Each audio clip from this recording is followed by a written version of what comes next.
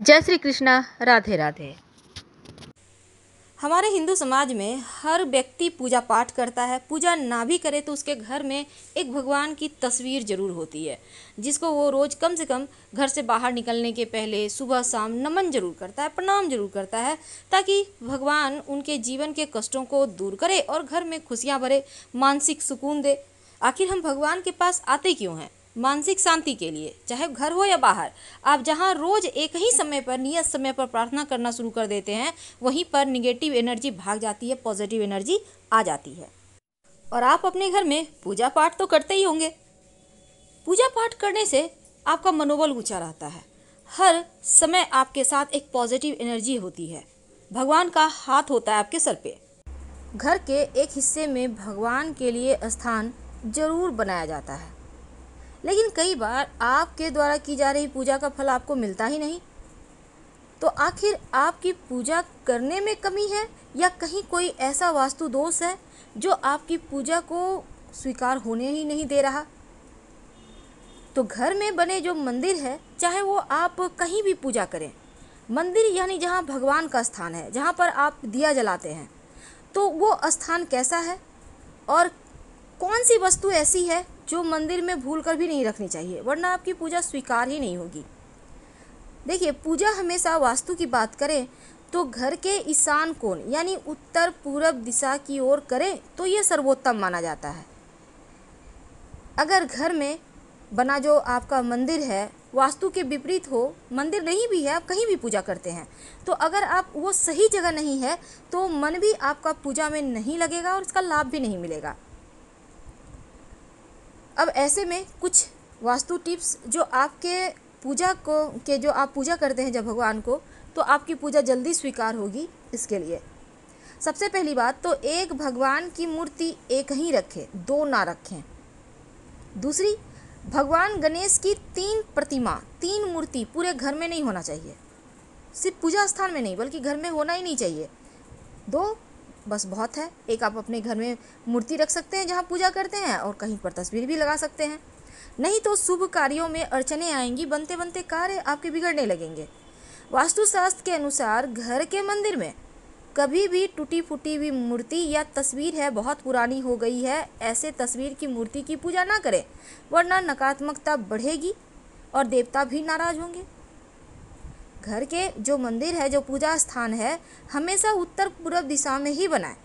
दक्षिण या दक्षिण पश्चिम दिशा अशुभ दिशा होता है, इस दिशा में पूजा पाठ आप नहीं कर सकते, नहीं तो आपको उतने फल नहीं मिलेंगे।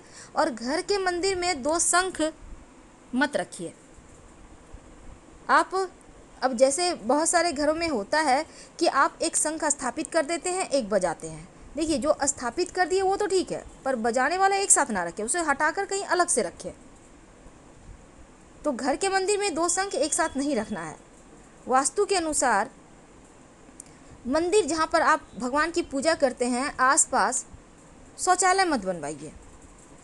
और दूसरा, बहुत ज़्यादा बड़ी बड़ी मूर्तियाँ भी घर में नहीं रखनी चाहिए। पूजा स्थान पर अगर आप शिवलिंग रखते हैं तो अंगूठे से छोटा रखें, और पारद शिवलिंग रख लें तो आपकी पूजा भी जल्दी स्वीकार होगी। देवी देवताओं की हमेशा सॉफ्ट मुद्रा, सौम्य मुद्रा में मुस्कुराती हुई तस्वीर लगाइए। अब ये नहीं कि आपने तस्वीर लाई है, मूर्ति लाई है और भगवान का आंख ऊपर की ओर देख रहा है, नहीं। भगवान की आंखें आपको देखे, आपको आशीर्वाद दे, चेहरे पर मुस्कुराहट हो, ऐसी ही मूर्ति या तस्वीर आप ला के रखिएगा, ये आपके लिए बढ़िया होगा। उग्र देवी देवताओं की मूर्ति स्वरूप वाली तस्वीरें मत रखिएगा, वरना जीवन में मुश्किलें बढ़ जाएगी। और हनुमान जी की भी ज़रूरत से ज़्यादा बड़ा मूर्ति नहीं रखें। और जब हनुमान जी की आप मूर्ति घर में रखते हैं तो प्रयास ये करें कि हनुमान जी बैठे हुए हों। खड़े हनुमान जी की तस्वीर की पूजा मत कीजिएगा। तो पूजा करने में मन अगर एकाग्र ना हो रहा हो तो धन संपत्ति का नुकसान होने लगता है।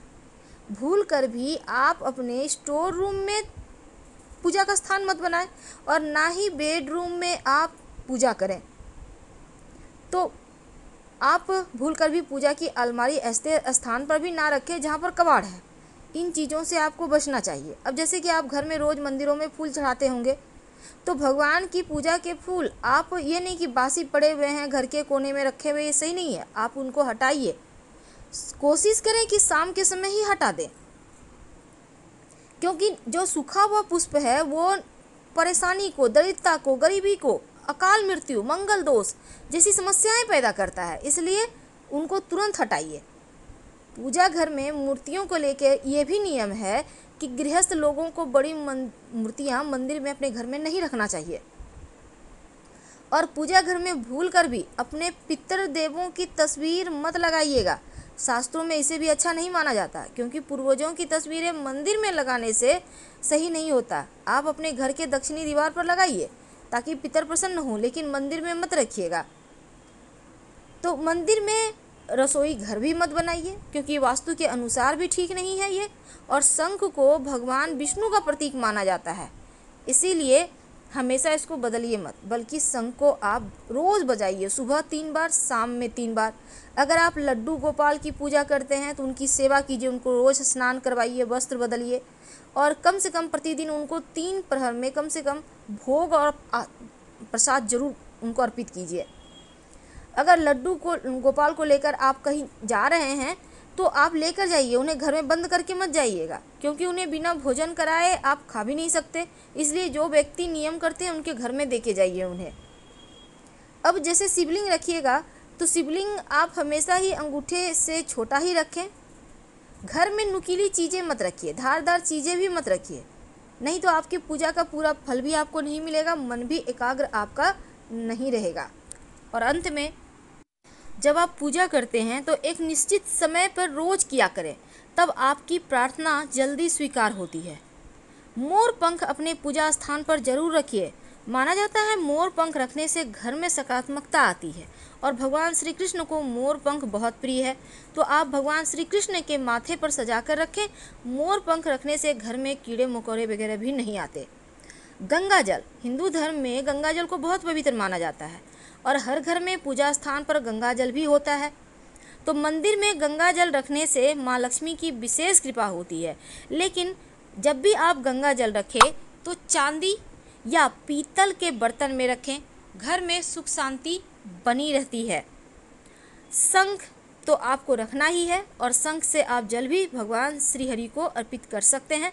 शालिग्राम भगवान को अपने पूजा स्थान पर मत रखें, बल्कि शालिग्राम भगवान को आप अपने तुलसी जी के स्थान पर रखें, क्योंकि शालिग्राम भगवान हमेशा घर से बाहर रहते हैं तुलसी जी के पास। जीवन में आर्थिक समस्या नहीं आती जिस घर में शालिग्राम भगवान होते हैं। तो गंगा जल के साथ गौमूत्र भी है जो बहुत पवित्र होता है, और जिस घर में गौमूत्र रखा होता है देवी देवताओं का आशीर्वाद भी बरसता है। आपकी जानकारी के लिए एक छोटी सी बात प्लीज़ ध्यान रखिएगा। जब भी आप सुबह के समय दिया बाती करते हैं, सुबह जब आप दीपक जलाते हैं तो उसमें एक लौंग जरूर डालिए। आपके जीवन में ऐसी कोई भी अधूरी इच्छा नहीं रहेगी जिसे आप पूरी करना चाहते हैं और वो पूरी ना हो, क्योंकि लौंग जब आप डालते हैं तो मनोकामना पूर्ण हो जाती है।